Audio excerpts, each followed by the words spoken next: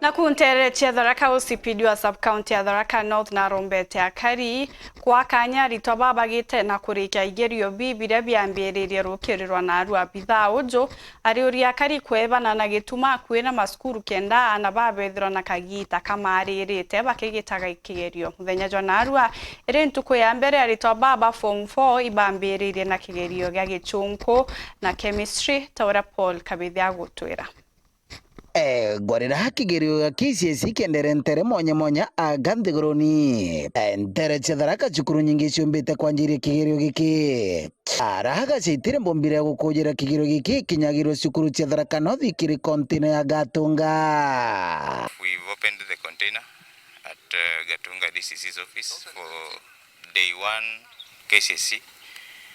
All arrangements have been made. Teachers are well briefed. What we urge them to stick to the rules, the NEC and regulations. In case of anything, we're having a standby team that will respond to any eventuality. So we don't have any challenges as such now. The government policy is that everybody accesses basic education and all of them are in school right now.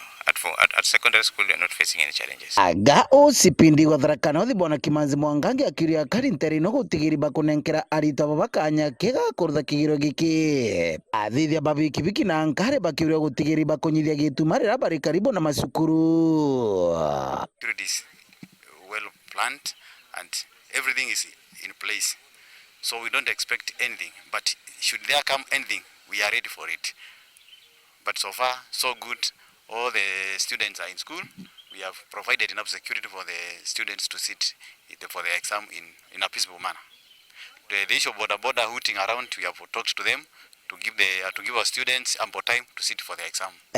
Kiripotera Uru TV kumantere THARAKA Bitua Paul Ogwa Kabithe.